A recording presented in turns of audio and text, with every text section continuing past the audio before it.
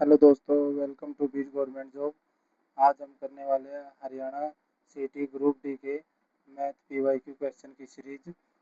तो आप हमारी वीडियो में बने रहे और जितने भी मैथ के पीवाईक्यू क्वेश्चन हैं, करीब 25 क्वेश्चन है दोस्तों, वो आज हम इस वीडियो में आपको करके दिखाएंगे, जिससे कि आपकी मैथ की तैयारी और बेहतर हो सके। चलिए दोस्तों, करते हैं हरियाणा एसएससी ग्रुप डी गणित अभ्यास परीक्षा मैथ प्रैक्टिस क्विज। हाँ, अगर आपने हमारा चैनल सब्सक्राइब नहीं किया था, आप हमारे चैनल को सब्सक्राइब कर लीजिए, जो हमारा चैनल का नाम है बीट गवर्नमेंट जॉब। तो चलिए दोस्तों, करते हैं और अब मैथ की सीरीज। प्रथम 50 प्राकृतिक संख्याओं का योग क्या है? पहली 50 प्राकृतिक संख्याओं का योग क्या है? तो इसके लिए दोस्तों, पहली 50 प्राकृतिक संख्याओं का योग हमारे पास एक फॉर्मूला होता है n into n plus one divide में टू। तो n हमारा क्या है? n हमारा दोस्तों, जो भी हमारी संख्याएं पूछेगा, 100 संख्याएं पूछे, 50 पूछे, 20 पूछे, 30 पूछे, जो भी हमारी लास्ट की संख्या होगी, जो भी हमारी लास्ट की संख्या होगी, वो हमारा n होगा। तो n हमारा क्या है? 50 है। ठीक है दोस्तों, तो हम रखेंगे 50 ब्रैकेट में 50 प्लस में 1 डिवाइड में 2। तो करते हैं, 2 से हमारा 50 जाएगा, 2 दूनी 4, 2 पंजे 10, तो 25 मल्टीप्लाई में यहाँ पे आ गया 50 प्लस 1 51। तो हम मल्टीप्लाई करेंगे दोस्तों, 51 मल्टीप्लाई में 25, 25 एकम 25, 2, 25 पंजे 125 हर 2 127। तो हमारा राइट आंसर है दोस्तों बी 1275। नेक्स्ट क्वेश्चन है, वह सबसे छोटी संख्या ज्ञात कीजिए जो 12, 15 और 20 से पूर्णतः विभाजित हो। वह सबसे छोटी संख्या ज्ञात करनी है दोस्तों, जो 12, 15 और 20 से भाग दी जाए। तो वह सबसे छोटी संख्या निकालने के लिए हमें क्या करना पड़ेगा दोस्तों? एलसीएम लेना पड़ेगा सभी संख्याओं का। क्या लेना पड़ेगा? एलसीएम। 12, 15 और 20। तो हम सभी संख्याओं का एलसीएम लेंगे। एलसीएम लेने के लिए क्या करना होगा? 12, 15 और 20 को हम निकालेंगे। 2 पे करेंगे 6, 15 और 10। अभी करेंगे 5 पे 6, 3 और 2। अभी करेंगे 2 पे 3, 3 और 1। 2 पंजे 10, 10 दूनी 20, 20 दिया 60, क्योंकि 3 पे चला जाएगा पूरा पूरा। तो हमारा एलसीएम आता है इन सभी का 60। और एक और दोस्तों, एक और शॉर्ट ट्रिक है। जैसे मान लो दो संख्या है 12 और 15, तो हमें जो 12 और 15 की टेबल होगी, 12 और 15 की टेबल होगी, उसमें ये देखना है कि ऐसी कौन सी संख्या है जो 12 की टेबल में भी आए, 15 की टेबल में भी आए। तो मान लो हम 12 से शुरू करते हैं। 12 वन जा 12, 12 टू जा 24। क्या 24 15 की टेबल में आता है? नहीं आता। 12 थ्री जा 36। क्या 15 की टेबल में 36 आता है? नहीं आता है। तो 12 फोर जा 48। क्या 15 की टेबल में 48 आता है? नहीं। 12 फाइव जा 60। क्या 15 की टेबल में 60 आता है? तो 15 फोर जा 60। तो दोनों की टेबल में 60 आ रहा है, तो हमारा एलसीएम क्या हो जाएगा दोस्तों? 60। वैसे ही 12, 12 की टेबल में 12, 12 पंजे 60, 15 चौके 60, 20 दिया 60। तो हमारा ऐसी कौन सी संख्या है, छोटी से छोटी संख्या है, जो 12, 15 और 60 से ना सॉरी 12, 15 और 20 से तुरंत विभाजित होती है, जो भाग होती है। तो वह हमारी संख्या है 20। तो इसका राइट आंसर आ जाएगा 20। नेक्स्ट क्वेश्चन है दोस्तों, थर्ड क्वेश्चन।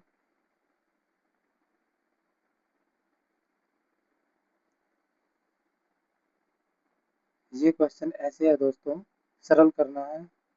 3 की पावर 3 मल्टीप्लाई 3 की पावर 4 मल्टीप्लाई 3 की पावर -5।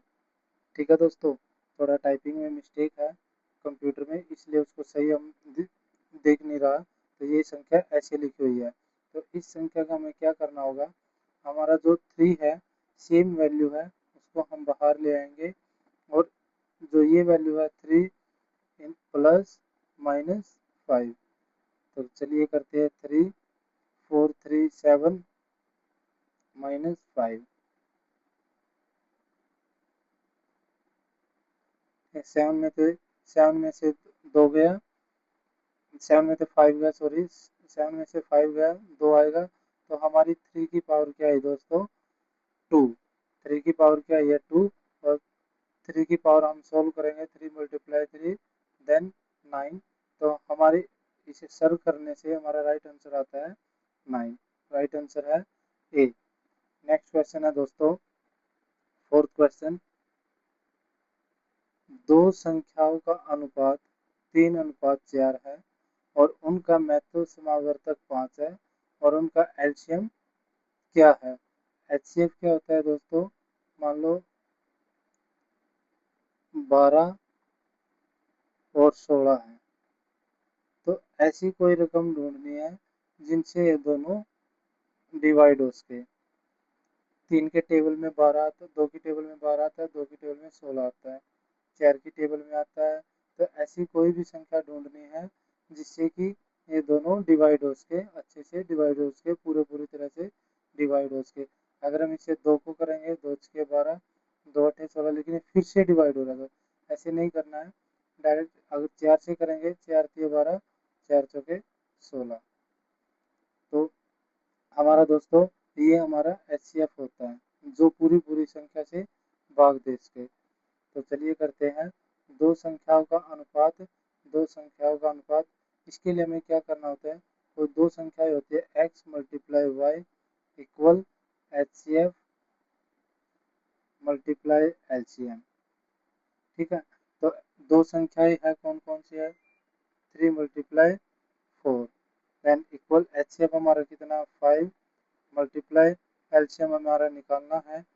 तो कैसे निकालेंगे, इधर मल्टीप्लाई में उधर जाके मल्टीप्लाई 3 चौके 12, 12 पंजे 60। तो हमारा एलसीएम कितना है दोस्तों, एलसीएम हमारा आया है 60। राइट आंसर हमारा 60। क्या है दोस्तों हमारा राइट आंसर 60। चलिए दोस्तों एक और एलसीएम और एचसीएफ की क्वेश्चन आ गया है। यदि दो संख्याओं का एचसीएफ, अभी अभी हमने फॉर्मूला किया था x multiply y equal LCM multiply HCF.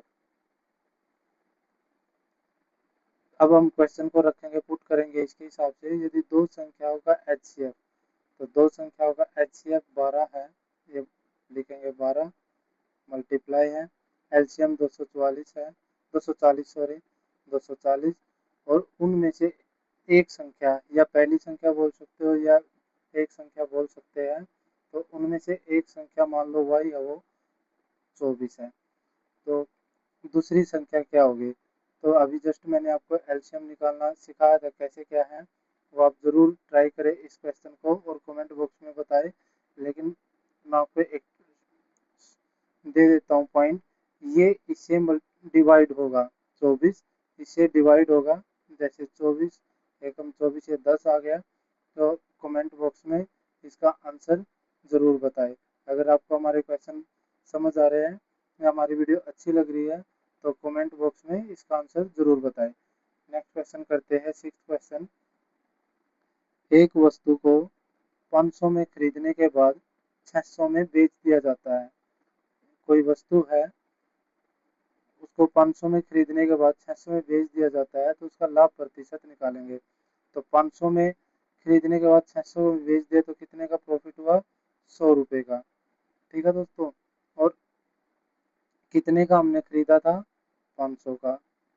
तो परसेंटेज का हम लगाएंगे 100, 0 से 0, 5 दूनी 10, और ये हमारा राइट आंसर आ गया दोस्तों, 20% का हमें लाभ हुआ।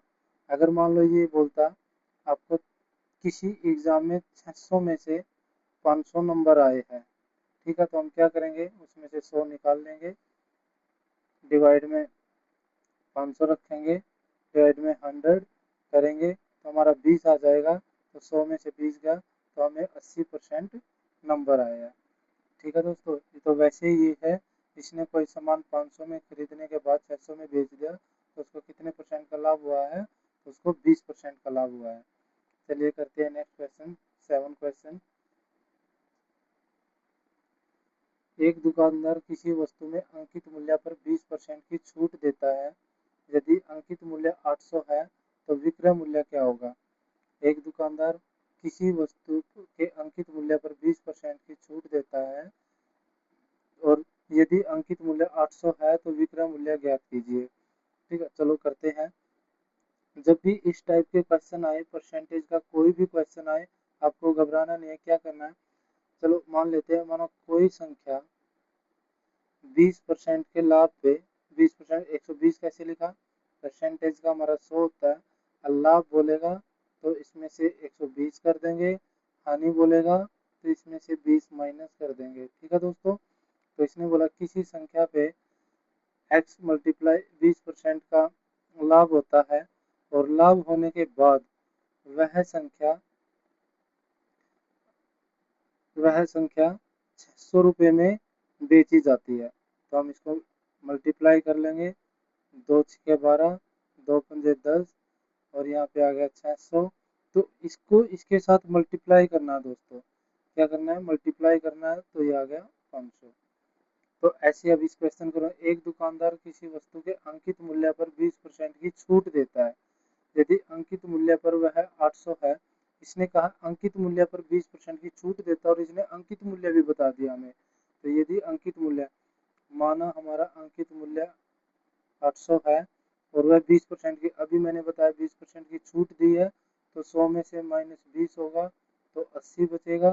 परसेंटेज का हम 100 करेंगे, 0 से 0 गया, 0 से 0 गया, तो 80 मल्टीप्लाई में 8 करेंगे तो 800 अठोटी 64। तो उसका विक्रय मूल्य क्या हुआ दोस्तों, राइट आंसर है इसका बी, 640। क्या है, 640। नेक्स्ट क्वेश्चन है 8 क्वेश्चन।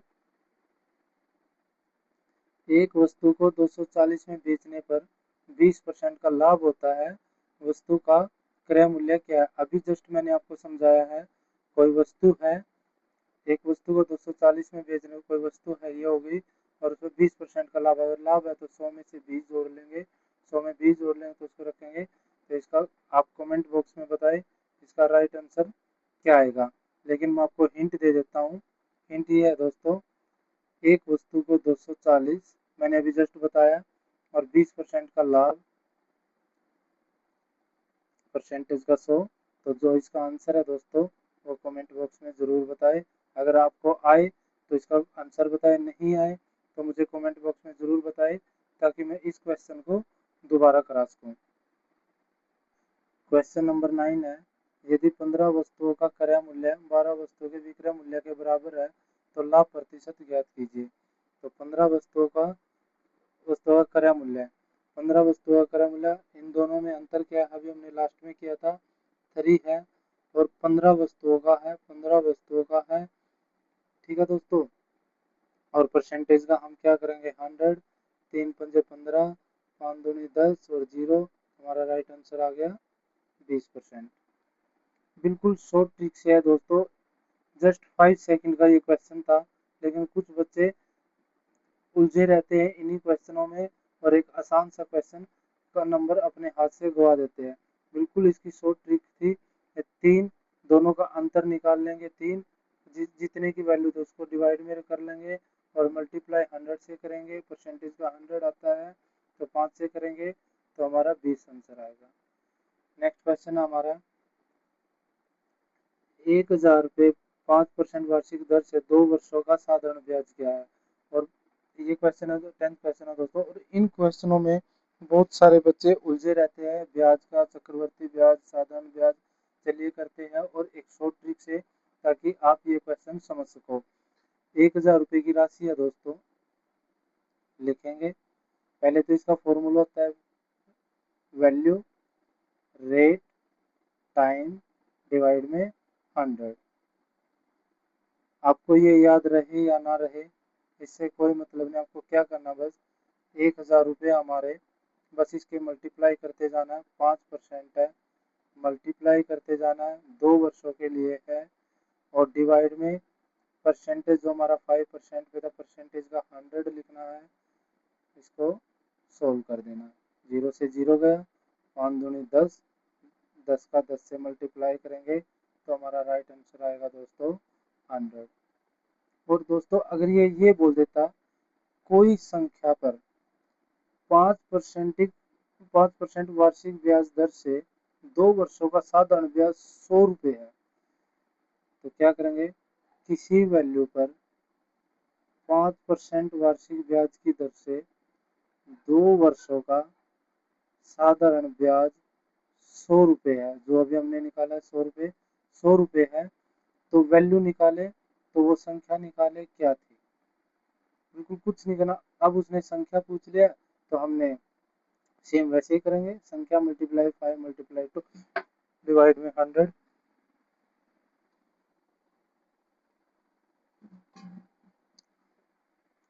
चलिए करते हैं। 5 से जाएगा 20, 2 से जाएगा 10 और 21 के साथ अभी जस्ट मैंने बताया था मल्टीप्लाई करनी है लास्ट वीडियो में, तो हमारा राइट आंसर आ जाएगा वही 1000 रुपये। बिल्कुल शॉर्ट ट्रिक है दोस्तों, आप इसको आसानी से कर सकते हैं। चलिए करते हैं नेक्स्ट क्वेश्चन।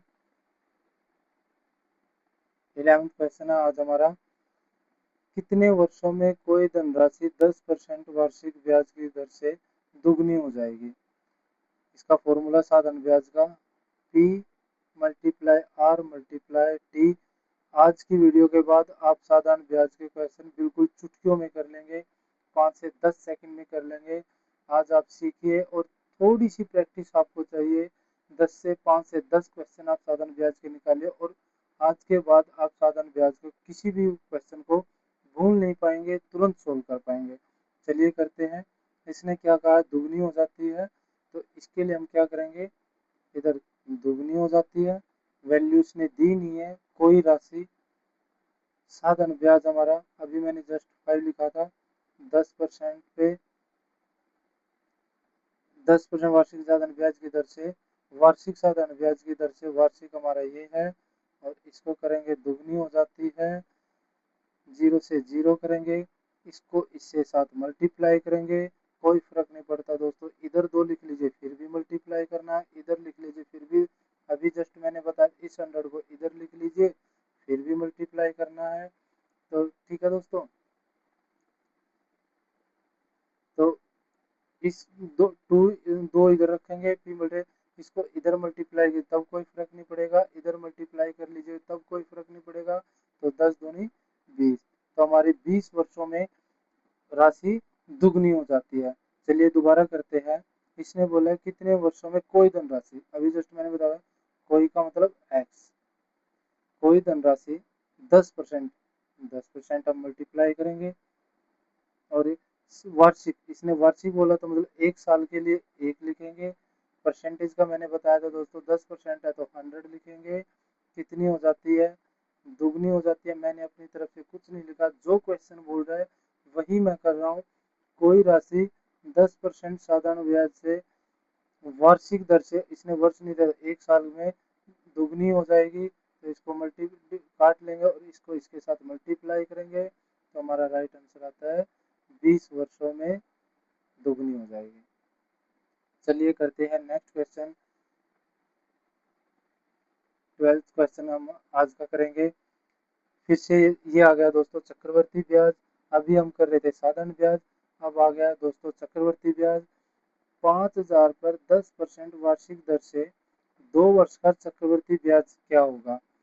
चक्रवर्ती ब्याज कुछ नहीं करना दोस्तों, आपको सेम वैल्यू से लिखना 5000, इसने परसेंटेज बोला है 10, फिर इसमें आपको क्या करना है, जस्ट आपको जहाँ पे 2 वर्ष बोलता है, 2 वर्ष 3 वर्ष 4 वर्ष, उसमें सिर्फ आपको डायरेक्टली 1 लिखना पहले, चाहे वो 50 वर्ष बोले आपको जस्ट यहाँ पे 1 लिखना है, और डिवाइड में मैंने बार बार बोल रहा हूँ परसेंटेज की जगह पे 100 लिखेंगे, डिवाइड करेंगे, सोल्व करेंगे तो 500 आ गया।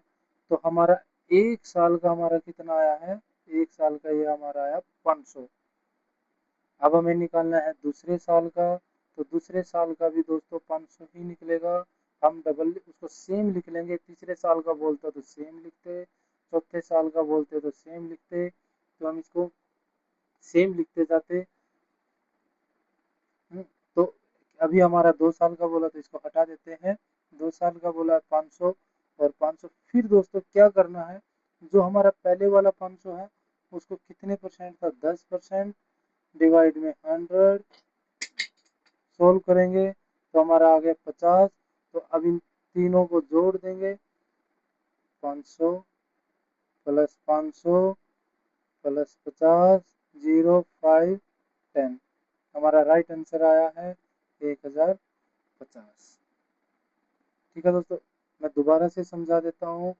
कोई राशि 5,000 रुपये की राशि, 5,000 रुपये की राशि 10% वार्षिक दर से 2 वर्षों में कितनी हो जाती है। आपको वर्ष सिर्फ एक लिखना है, सोल्व करेंगे 500 आ गया।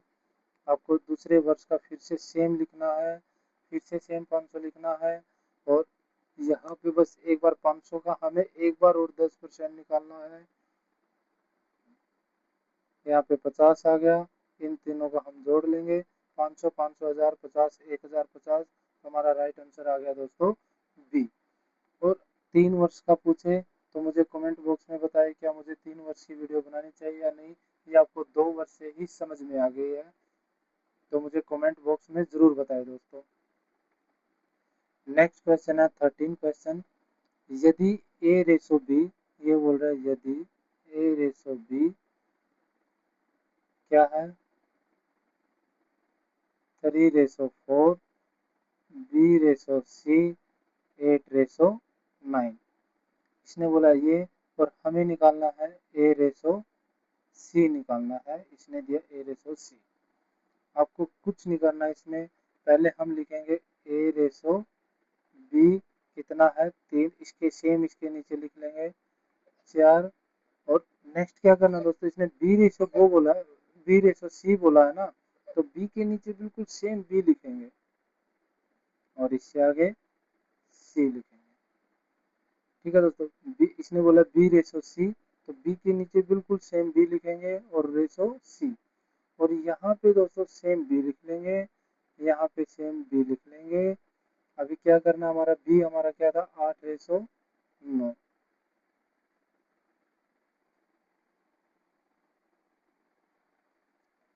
तो 8 हमारा बी के नीचे बी लिखा है और रेशो सी, तो हमारा बी क्या था हमारा 8 और सी हमारा क्या 9। तो ऐसे अब दोबारा करेंगे, ए बी हमारा 3:4, बी सी हमारा 8:9, और यहाँ पे सेम लिखेंगे 4, यहाँ पे सेम लिखेंगे 8, कर देंगे 8 या 24, 8 चौका 32, 9 चौका 36, 4 के टेबल में तीनों संख्याएं आती है, 4 छका 24, 4 बटा 32, 4 निमा 36। और इसने हमसे पूछा ए रेशो सी, ए रेशो सी, तो हमारा ए रेशो सी फिर से मल्टीप्लाई हो रहा है 3 की टेबल में 2:3। हमारा राइट आंसर आ गया दोस्तों बी। अगर आपको वीडियो में कोई भी डाउट आता है नज़र, तो कमेंट बॉक्स में ज़रूर बताएं, जिससे कि मैं आपके सामने आने वाली प्रॉब्लम सॉल्व कर सकूं। नेक्स्ट क्वेश्चन है दोस्तों, 400 को ए और बी में 3:5 के अनुपात में विभाजित कीजिए, ए का हिस्सा कितना है। इसने बोला है 400 रुपये की राशि थी और उसको उन्होंने क्या किया 3:5। अनुपात हम आपको बता देता हूँ क्या होता है। मान लो हमारा 50 और 150 दो संख्या है, अगर इनको जोड़ेंगे तो 200 बनता है। ठीक है दोस्तों, वैसे इसने बोला है दो संख्या को जोड़ने से 400 बनता है। अब अनुपात क्या निकाला इसने, 50 एकम 50, 50 दिया 150, तो ये होता है दोस्तों हमारा अनुपात, मतलब संख्याओं का अनुपात। तो ये इसने दे रखा है 3:5, संख्याओं का अनुपात 3:5। तो निकालेंगे, दोनों को जोड़ लेंगे, 3:5 को हम जोड़ेंगे तो हमारा 8 आएगा। ठीक है दोस्तों, कुछ नहीं करना आपको, जस्ट 400 लिखना है। दोनों का जोड़ कितना आता है 8, डिवाइड में करेंगे, किसका पूछा है ए का हिस्सा, पहले ये है ए, ये है बी। ए हमारा कितना है 3 है, 8 से डिवाइड करेंगे, 8 पंजे 40, 3 पंजे 15, 3 जीरो जीरो, तो हमारा ए का हिस्सा आ गया 150 और बी का हिस्सा हमें निकालना है। अगर हमें निकालना पूछे तो हमें डिवाइड में 8 करेंगे, 3:5 को जोड़ लेंगे, बी हमारा 5 है, तो 8 पंजे 40, 50 आ गया, 5 जीरो जीरो, 15 पंजे 25, तो 250 हमारा बी है, 150 हमारा ए है, तो इसने ए का हिस्सा पूछा है, तो हमारा राइट आंसर है बी 150। नेक्स्ट क्वेश्चन है दोस्तों 15 क्वेश्चन। यदि 4 पेन और 5 किताबों का मूल्य 90 रुपए है, मान लो इसको ये बोल देता 4:5 के अनुपात में कोई वह पेन है और वो 90 रुपए के है, आप तुरंत निकाल देते, 5 और 4 को जोड़ देते 9, और इसने पूछा पहले हम एक का निकाले थे, 4 का रेट कितना है, 9 से डिवाइड करेंगे 10, तो 4 पेन गए हैं 10 रुपए के, 40 रुपए के, सॉरी दोस्तों, 4 पेन गए हैं 40 रुपए के। जस्ट उसने ये बोला 4 पेन और 5 किताबें, अगर वो अनुपात में बोल देता, जस्ट मैंने आपको बताया, अब अनुपात मान लीजिए उनको, तो आपने अनुपात माना तो 9 आ गया, दोनों को जोड़ने के बाद 9 से उसको मल्टीप्लाई कर दिया, और मल्टीप्लाई करने के बाद 4 पेनों का वैल्यू है 40, अगर इसकी जगह 5 करेंगे 50 आ गया, तो 5 किताबों का वैल्यू है 50, इसको इससे डिवाइड कर दीजिए, तो एक की वैल्यू है 10 रुपये, एक की वैल्यू है 10 रुपये। ठीक है दोस्तों, नेक्स्ट करेंगे, फिर इसने पूछा 3 पेन व 4 किताब, फिर से वही करेंगे, 3:4 में लिख लेंगे, दोनों को जोड़ देंगे, 70 रुपये है, 70 डिवाइड में 7, इसको डिवाइड करेंगे 10, इसको एक का निकालेंगे 3 का, इसको 7, 30 आ गया, अगर इसको फिर इसको 4 से करेंगे, फिर हमारा आ गया, मतलब 3 पेन 30 के हो गए, तो 4 से करेंगे तो 40 पेन,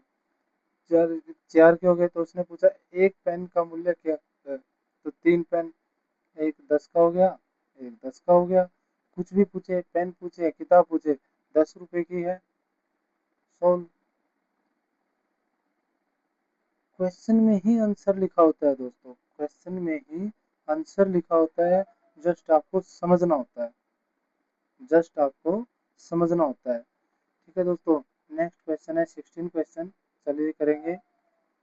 प्रथम 5 विषम संख्या सम कौन सी होती है, 2, 4, 6, 8, 10, विषम कौन सी होती है, 1, 3, 5, 7, 9, इन संख्याओं का औसत, औसत क्या होता है, मान लो हमारी संख्या 1, 2, 3, 4, 4 संख्या, 4 को जोड़ेंगे, 4 3 7, 7 और 2 9 और 1 10, और इसको 4 से डिवाइड कर दीजिए, जो हमारा आंसर आएगा 4 दूनी 8, 4, ये हमारा एवरेज आ गया, इसको हम एवरेज बोलते हैं। तो इसने पूछा है 5 विषम संख्याओं का औसत क्या है, इसको औसत बोल सकते हैं, एवरेज बोल सकते हैं, हिंदी में औसत बोलते हैं, इंग्लिश में एवरेज बोलते हैं, तो इसका औसत क्या होगा। 5 संख्याएं कौन कौन सी थी हमारे, 3 और 1 4,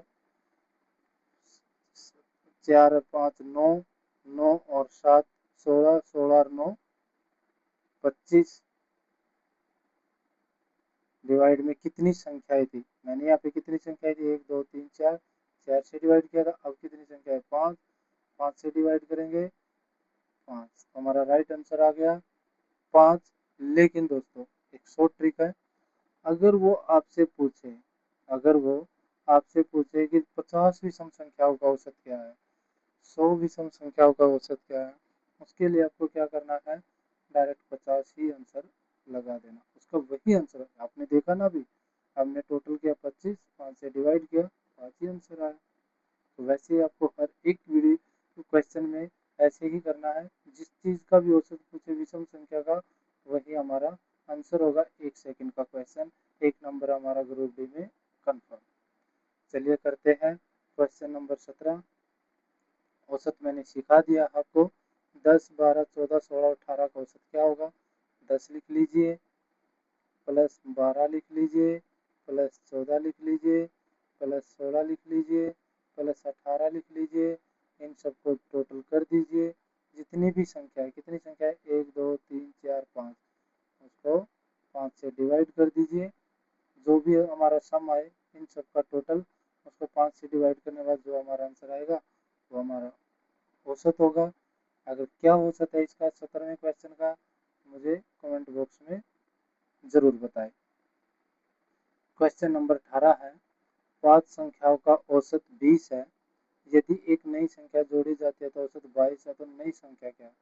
चलिए, आज के बाद आपको औसत वाले क्वेश्चन में प्रॉब्लम नहीं आएगी, ये मेरी गारंटी है। चलिए करते हैं 5 संख्याओं का औसत। अभी जस्ट मैंने बोला था 1 + 2 + 3 + 4, सभी को जोड़ लेंगे, कितनी संख्या है, 4, 2.5 आ गया। अगर हम 2.5 को 4 से मल्टीप्लाई करेंगे, 4 × 20, 4 दूनी 8 और 2 10, वही हमारा 10 था। अगर हम 2.5 को 4 से मल्टीप्लाई कर देंगे तो हमारा वही 10 आंसर आ गया जो हमारा टोटल था। वैसे ये बोला 5 संख्याओं को 20, क्यों ना हम ऐसे करें, 20 × 5 कर दे तो हमारा 100 आ गया। हमारी टोटल संख्या 100 है दोस्तों, टोटल संख्या 100 है।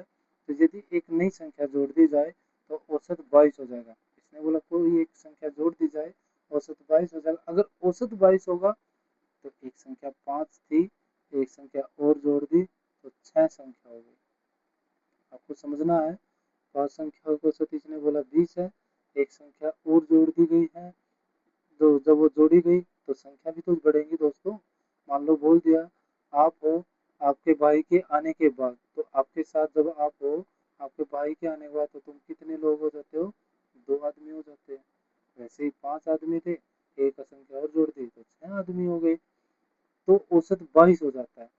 तो 6 × 22, 6 दूनी 12, 1, 6 दूनी 12 और 1 13, तो 100 उधर था। इसने बोला एक संख्या और जोड़ दी तो 132 हो गई। ऑप्शन में देखो 32 कहाँ है, ये रहा 32, मतलब कि 32 और 100 132, एक संख्या 32 थी जिसके जोड़ने के बाद हमारा 22 एवरेज आया। तो जोड़ ले, डिवाइड भी करके दिखा देते हैं आपको। 6 से 6 दूनी 12, 6 दूनी 12, ये हमारा एवरेज आ गया, ये इसने पूछा है। बताइए दोस्तों कमेंट बॉक्स में आपको हमारी वीडियो कैसी लगी। क्या आपको आज के बाद मैथ के क्वेश्चन सरल लगने लगे या नहीं, मुझे कमेंट बॉक्स में ज़रूर बताएं। नेक्स्ट क्वेश्चन है 19वां क्वेश्चन, टाइम एंड वर्क का क्वेश्चन है। ये क्वेश्चन बिल्कुल इतना आसान है, शायद ही किसी बच्चे को नहीं आता होगा। अगर नहीं आता है तो आज ये वीडियो देखने के बाद, आज के बाद आपका टाइम एंड वर्क भी बिल्कुल आसानी से होने लगेगा। चलिए करते हैं। पहला है ए, एक काम को 10 दिन में करता है, बी उसी काम को 15 दिन में करता है। इन दोनों का एलसीएम निकाल लेंगे। एलसीएम मैंने बोला था कैसे निकालते हैं अभी लास्ट वीडियो में। 10 के टेबल में ऐसी कोई संख्या जो 15 की टेबल में भी आती हो, 10 के पहाड़े में ऐसी कोई संख्या जो 15 के पहाड़े में भी आती हो, वो हम करेंगे 10 एकम 10, 10 15 की टेबल में नहीं आती, 10 दूनी 20, 15 की टेबल में नहीं आती, 10 तिया 30, 15 दूनी 30, तो 30 हमारी दोनों की टेबल में आती है, तो हमारा एलसीएम, ये हमारा एलसीएम 30 हो गया। अब इसको करेंगे 15 दूनी, इधर 2 लिख लेंगे, 10 तिया 30, इधर 3 लिख लेंगे। तो इन दोनों संख्याओं को जोड़ लेंगे, 5 आया, और 30 को भाग दे देंगे 5 से, 5 का 6 दिन में दोनों मिलकर काम। राइट आंसर हमारा है बी। वो पूछता सी भी करता है, सी को जोड़ लीजिए, 12 लिख दीजिए, 60 आ गया, 10 छिका 60, 12 चौके 60, 12 पंजे 60, 6 4 10 और 5 15, 60 को डिवाइड कीजिए 15, 15 चौके 60, तीनों मिलते तो 2 दिन कम हो जाते, 4 दिन में कर देते। 3 का ये होता है दोस्तों। इस वीडियो के बाद आपका मैथ इतना सरल लगने लगेगा कि आज के बाद आपको मैथ से प्यार हो जाएगा। आप ये वीडियो ज़रूर देखें, लास्ट तक ज़रूर देखें, जिससे कि आपको ये वीडियो अच्छी लगे। नेक्स्ट करते हैं, चलिए करते हैं क्वेश्चन नंबर 20। ए और बी किसी काम को, ये देखिए फिर से टाइम एंड वर्क आ गया, कोशिश कीजिए। अब इसने 2 का ले दिया, ए और बी बिल्कुल सेम, 12 दिन में ए अकेला, ए लिखेंगे, अकेले को अकेला बोल देंगे, जब इसने अकेला बोला तो अकेला रख देंगे। एलसीएम निकालेंगे, ढूंढिए ऐसी कोई संख्या जो 20 में भी आती हो, 12 के टेबल में भी आती हो, 20 की टेबल में आती हो। 12 दूनी 24, 20 की टेबल में नहीं आती। 12 तिया 36, 20 की टेबल में नहीं आती। 12 चौक 48, 20 की टेबल, 12 पंजे 60, 20 की टेबल में आती है। 12 पंजे 60, 20 तिया 60, दोनों को जोड़ देंगे 8। इसने क्या बोला, तो बी अकेला कितने दिन में करेगा? देखिए ए कितने दिन में करता है, 3 दिन में। ए 3 दिन में करता है, तो 3 दिन में करता है। बी 2 दिन में करता है, तभी तो इनका 5 आया। तो कितने दिन में, 2 दिन में। बी कितने दिन में करता है, 2 दिन में। तो 60 को 2 से डिवाइड कर देंगे, कितना आया, तो बी अकेला 30 दिन में करता है। बी अकेला 30 दिन में करता है। ठीक है दोस्तों, बी अकेला कितने दिन में करता है, 30 दिन में। बिल्कुल आसान क्वेश्चन। आज के बाद मैं आपको मैथ से प्यार हो जाएगा। आप हमारी वीडियो को देखते रहिए। नेक्स्ट क्वेश्चन है, 10 आदमी एक काम को 8 दिन में करते हैं। बिल्कुल सबको करेंगे, M1 D1 H1, सबको ये फॉर्मूला पता होता है दोस्तों। सिर्फ आप जानबूझ के अनजान बन जाते हो कि मुझे तो मैथ आता ही नहीं। आप पहले ही हाथ उठा देते हो कि मुझे तो मैथ आता ही नहीं, जबकि आपको मैथ आता है। आपको हर एक चीज पता होती है। लिख लीजिए, ये मैन होता है, डे होता है, अवर होता है, ये वर्क हो जाता है, मैन हो जाता है, डे हो जाता है, अवर हो जाता है, वर्क हो जाता है। 10 आदमी, मैन कितना बोला, 10 आदमी कितने दिन में, 8 दिन में। डे लिख लिया, ठीक है, इक्वल 4 आदमी, इसमें पूछ लिया कितने दिन में, बोल दिया 4 दूनी 8, 10 दूनी 20, 20 दिन में करेगा। चलिए करते हैं नेक्स्ट क्वेश्चन नंबर 22। यदि एक ट्रेन 72 किलोमीटर प्रति घंटा की गति से चलती है तो उसकी गति मीटर पर सेकंड में ज्ञात कीजिए। दोस्तों ये क्वेश्चन मैं जानबूझ के लेके आया हूँ ताकि आपको मीटर और किलोमीटर वाला 5/18, 18/5 वाला सोल्यूशन हो सके। 72 दिया है, किलोमीटर में दिया है, आंसर मीटर में दिया है, मीटर पर सेकंड। कुछ नहीं करना, मीटर में दिया, किलोमीटर को मीटर में बदलना, 5/18, 18 चौके 72, 4 पंजे 20 मीटर पर सेकंड। या एक और ट्रिक है दोस्तों, शायद आपने मेरी पहली वीडियो देखी हो, मैंने उसमें बताया है। मान लो यहाँ पे 20 होता, 20 किलोमीटर पर आवर की स्पीड होता। कभी कभी वो क्या करता है, ऐसी कोई रकम देता है जो 5/18, 18/5 से पूरा पूरा डिवाइड होता है। अब 20 देख लेना, अगर डिवाइड 5/18 करोगे, 20 18 से पूरा पूरा भाग नहीं हो रहा, तो आपको क्या करना, 20 गुणा 18/5 कर लेना, 500 18 चौके 72 किलोमीटर पर आवर। सोल्व। आपके सामने क्वेश्चन होता है, आप जानबूझ के अनजान बने रहते हो। चलिए करते हैं नेक्स्ट क्वेश्चन। एक कार 5 घंटे में 300 किलोमीटर की, टाइम क्या दिया है, टाइम दिया है 5 घंटे। दूरी कितनी दी है, समय डिस्टेंस कितना दिया है, 300 किलोमीटर। स्पीड हमें निकालनी है। स्पीड का फॉर्मूला क्या है, दूरी बटे टाइम। स्पीड का फॉर्मूला दिया है, स्पीड का फॉर्मूला होता है दूरी बटे टाइम। 5 का 30, 30 60 किलोमीटर पर आवर। ठीक है दोस्तों, नेक्स्ट क्वेश्चन है, तो आज का लास्ट क्वेश्चन है। एक आयत की लंबाई 10 सेंटीमीटर और चौड़ाई 5 सेंटीमीटर है। आयत का क्षेत्रफल ज्ञात कीजिए। लंबाई उसने खुद दे रखी है दोस्तों, लंबाई चौड़ाई। आप पूछते हैं आपके कमरे की लंबाई और चौड़ाई क्या, मान लो आपका कमरा है, इसकी लंबाई 12 फुट है और चौड़ाई 10 फुट है। तो इसकी टोटल, फिर वो मिस्त्री क्या करता है, तो दोनों का टोटल 120 स्क्वायर फुट है, वो क्या करता है, 10 गुणा 12 कर देता है, तो 120 स्क्वायर फीट कर देता है। आपको कुछ नहीं करना चाहिए, लंबाई पूछिए 10, चौड़ाई पूछिए 5, आयत का क्षेत्रफल निकाल 10 पंजे 50, 50 वर्ग किलोमीटर। आज के बाद आपको मैथ से प्यार हो जाएगा, आज के बाद आपको मैथ से प्यार हो जाएगा। इतना सरल आपका मैथ बना दूंगा कि आप सोचते सोचते आपको कब मैथ आ गया पता ही नहीं चलेगा। और आपको हमारी वीडियो कैसी लगी तो कमेंट बॉक्स में ज़रूर बताएं। ताकि मैं आने वाली वीडियो आपके लिए और बेहतर लेके आ सकूँ। Thanks for watching beat government job. और आपको हमारी वीडियो अच्छी लगी हो तो लाइक शेयर और सब्सक्राइब जरूर करें। Thanks for watching beat government job.